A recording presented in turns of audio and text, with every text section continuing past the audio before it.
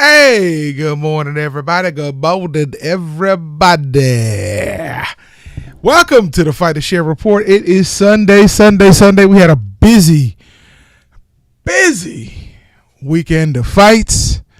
We're going to unpack them all or as much as we can and get to the good stuff because it was a great weekend of fights. Extraordinary weekend of fights. I've been looking forward to this show just to talk about what happened. I mean, I don't want to dive into it now, but man, I hope you saw those fights last night and Thursday.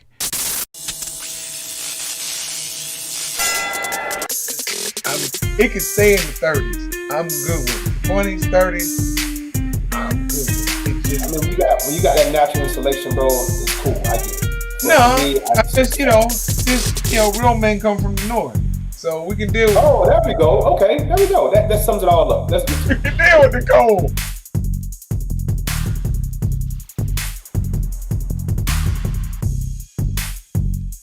I'm saying these names not because they're essentially the best fighters out there, which we can make a case for Shakur Stevenson, definitely. They just look that much better than whoever they fight.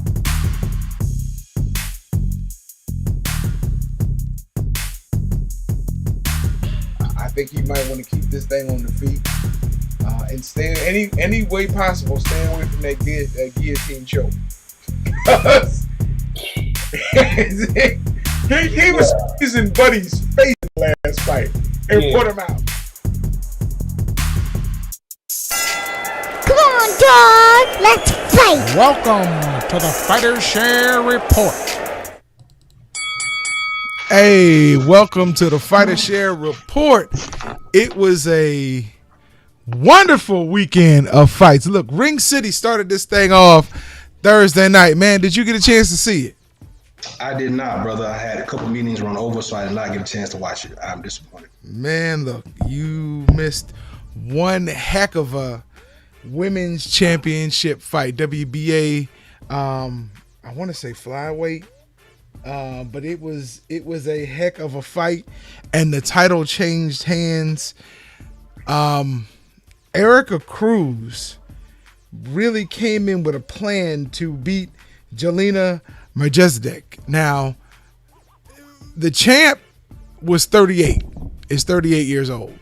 She won her first title in 2005 when Erica was 15 years old, and it just looked like the champ got old in the fight.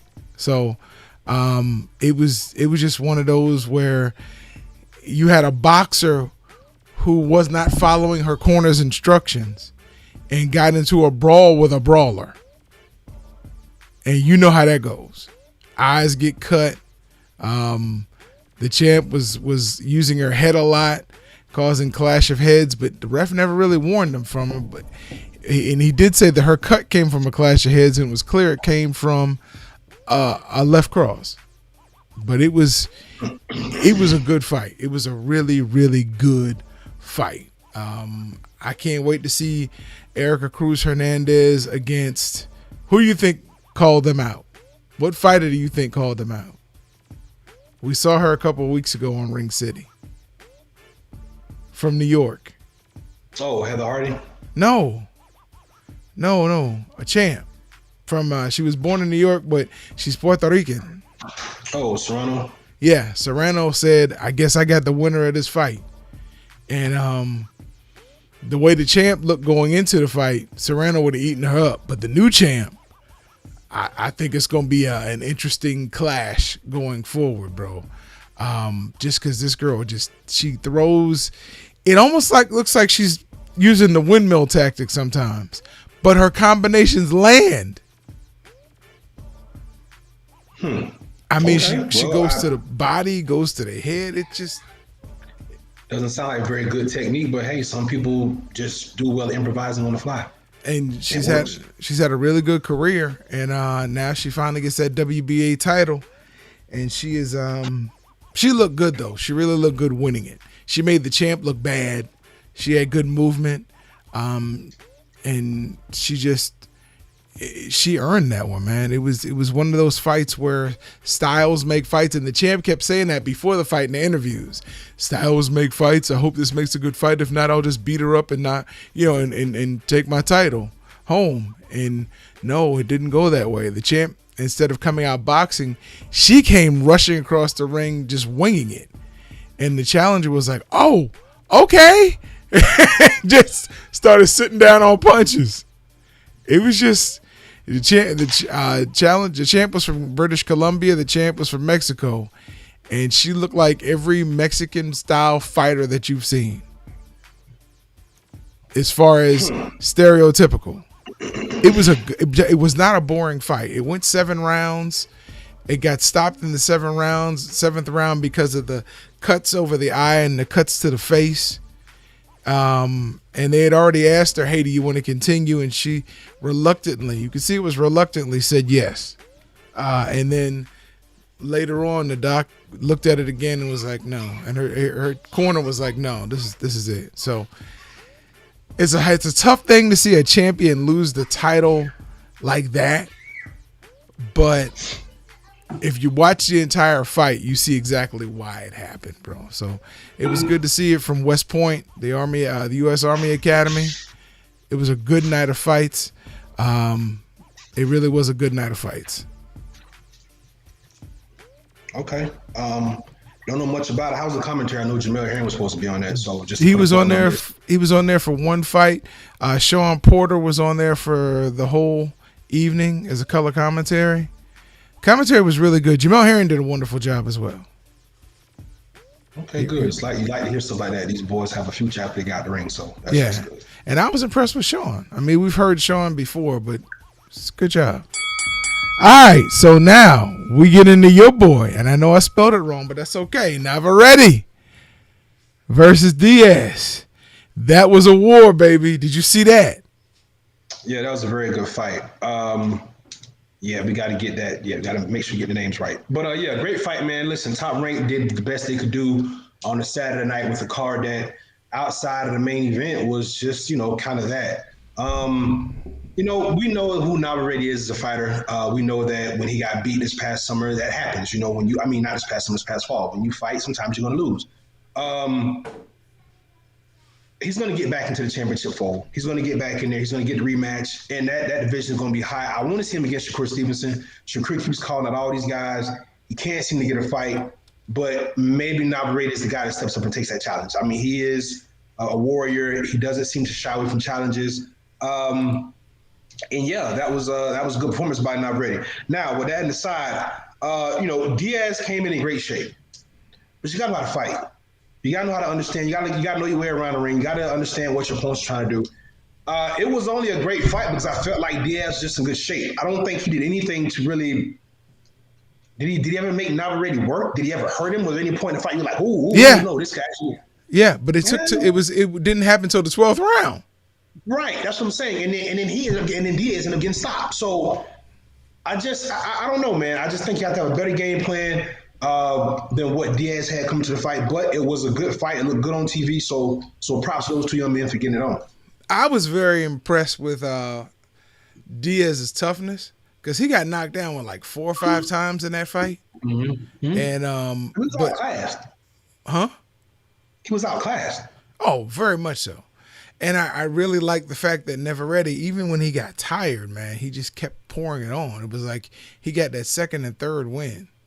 And you could tell he was in there against somebody that he was just supposed to get work from. It didn't look like he was in there against a real challenger. But Diaz, he just hung in there, man. And at the end, that's what made it look like a war. If you saw that 12th round, you would have thought, that this was a competitive fight. And it wasn't. Yeah, and look, all I'm saying is this. Navarrete is the kind of fighter, like you just said, he is someone that looks bad but is really good. Nothing about him really looks technically sound, but it works. And that's the improvisation. That's the being able to just kind of adjust on the fly. Those guys have that ability. But yeah, I know that camp over in Kissimmee. I've been a part of, not in the camp, but I know those guys. I know Coach Nelson, all those guys. But at some point, you have to be able to take that next step. And I know that maybe he wasn't supposed to win this fight, but When you get an opportunity to go on the real stage like that, man, you want to look good.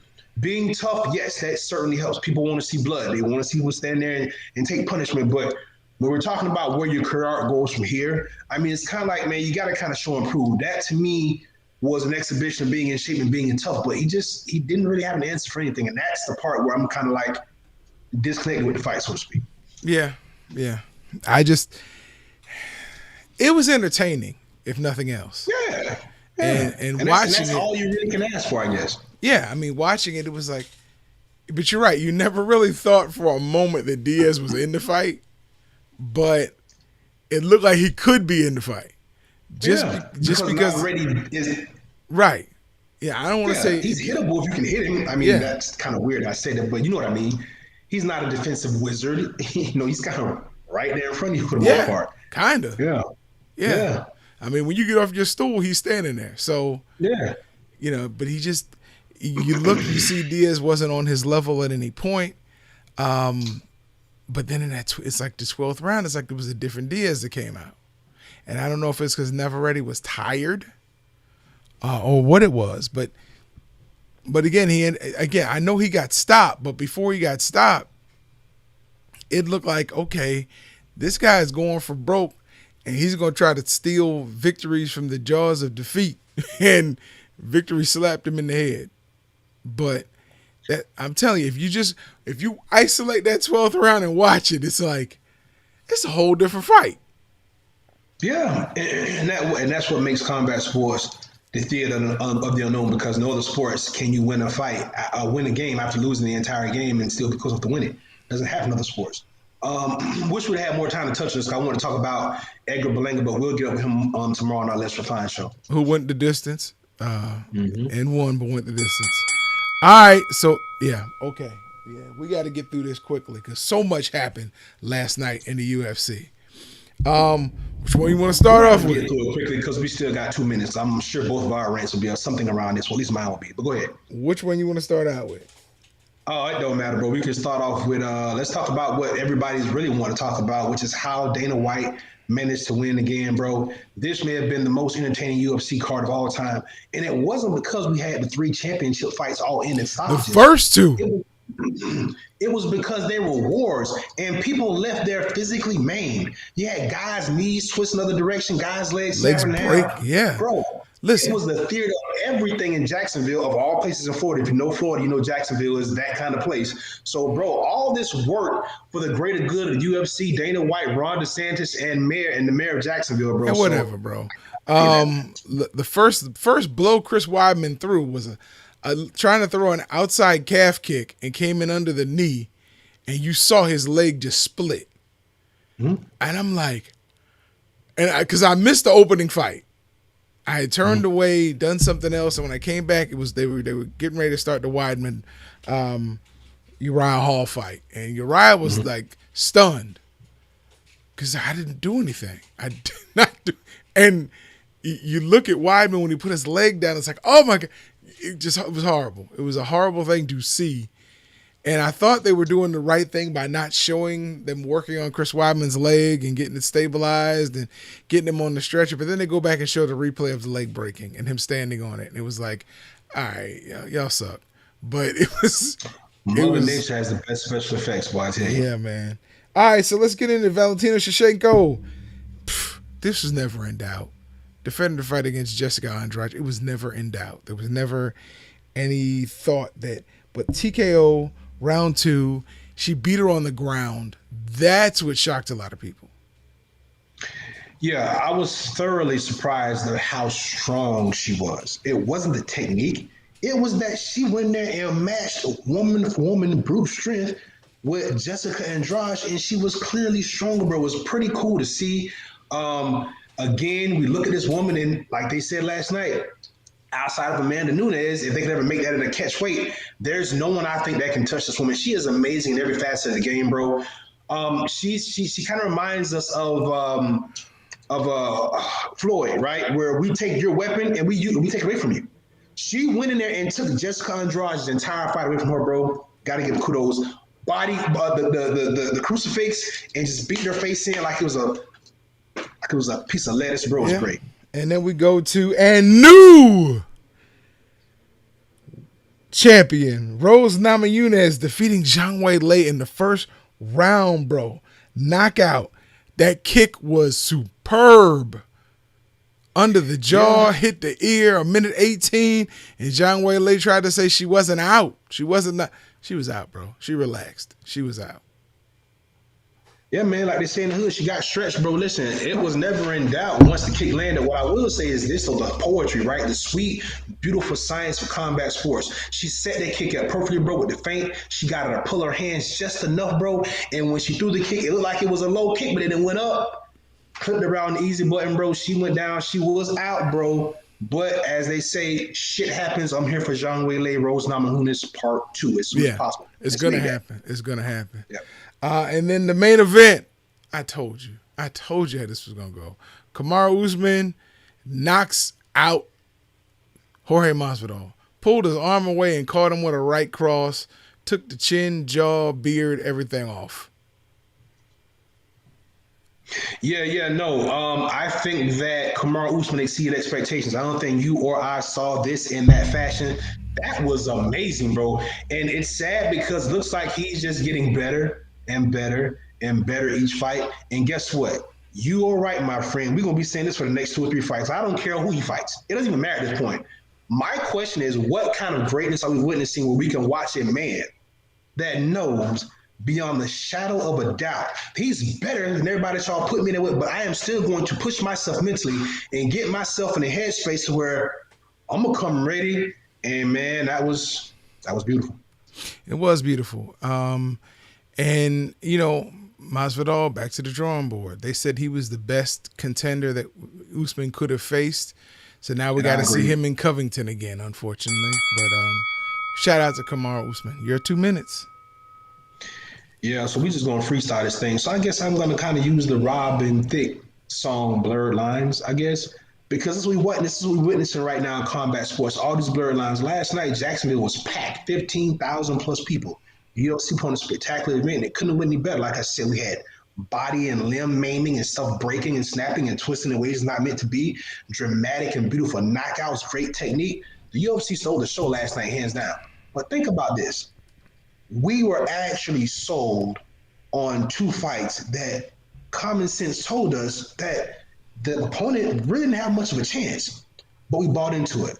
I bought into it because guess what? I know that styles make fights. And the one fight that we thought was going to be fight of the night wasn't, because guess what? Styles makes fights and shit happened. Rose Namajunas stopped her within a minute. You know, I saw that come. We thought it was going to be a great fight and it probably was going to go the distance with it being a bloodbath at least. And it didn't happen. It was over before it got started.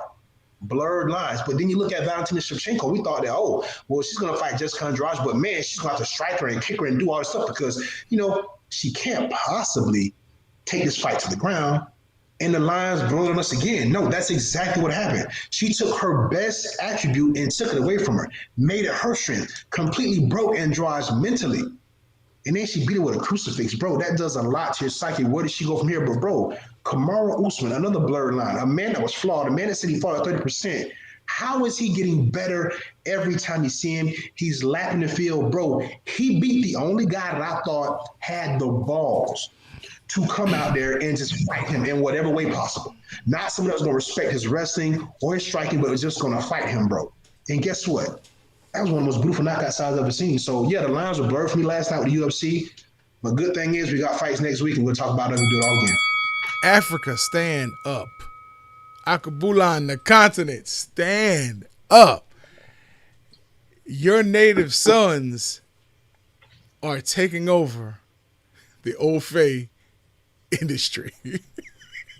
Some people don't understand what I'm saying. When you look and see what Kamaru Usman was able to do last night, they are searching for competitors to build up to fight her, like they used to have to do Chris Cyborg, like they have to do Amanda Nunes right now. They are searching for people that they can build up and make look palatable for us to say, okay, I'll spend money on this. He is decimating his competition. And now he's, like he said, he started lapping them on the track. Jorge Masvidal was the first one that he is lapping on the track. Next, he's already passed Kobe Covington, but he'll be coming up to lap him again. What are these fighters going to bring to the octagon that could make you say, you know what? There's a shot for them to win. Nothing but the UFC's promotional machine will make you think that these men have a shot at beating him. The only person that can currently beat Kamaru Usman is Kamaru Usman. And as long as he stays focused, I see no shot at him losing that shiny gold. It was a great thing to see his dad in the ring in the octagon with him last night. As many of you know from this show, and maybe some others, but this was the one you get the facts from, his dad spent some time in prison and was not able to see him fight live ever. Last night, his dad was there to see his most dominant performance. Even more dominant than the one he had over Tyron Woodley. Even more dominant than one he had over Gilbert Burns. Even more dominant than his first one over Kobe Covington. Yeah, man. Well, you know, man, people fight harder when their parents be outside. You knew you couldn't beat them when you went out there, but because your mom and daddy said you go out there and fight them again, you went out there and sometimes you got beat again. But you tried harder, and that was good for Kamaru last night, man. Good win, man. I'm impressed. I was before the fight started. I'm trying to find another dominant champion. Now that John left 205, we got to see what Francis does. But right now, Kamaru is the most dominant UFC champion we have. Mm-hmm. Yep. I mean, him. And the good thing about it is he's so strong mentally. He'll get up for this Kobe Covington fight and he'll beat the brakes off him again. Well, no, he'll beat him worse this time. Yeah, he broke his jaw the first time. We'll see what happens this time because Kamaru is much better at striking. Now, Kobe's going to probably try to wrestle him. I guess Kobe's like, at least my jaw won't get broken. I mean, listen, shout out to everybody who watched us this morning. Happy Sunday to you. Thank you for watching. We really appreciate you, Fighter Share Nation. Look, man, this was a good show. It was a great weekend of fights. And your boy Dominic Reyes fights next weekend, so can't wait for that. Shout out to my mom, pops, my wife, my daughter, the Red Belly, and all of Audrey Brown and all of Fighter Share Nation. Yeah, we're going to put a button on this. We'll see y'all tomorrow on Let's Refine Show. We get to talk a little bit more about things you missed, like Ryan Garcia needing a mental health break, Edgar Berlanga streak ending. We got a lot more to cover. We can get around to it all today. Oh, and Clay Collard beating Anthony Pettis in the PFL. Man, yes! We will see y'all on Monday. Y'all be easy. Spread the love. It's a good day to go out. Enjoy it. Fighter Nation. We'll see y'all Monday. Peace. Cassius Clay Collard?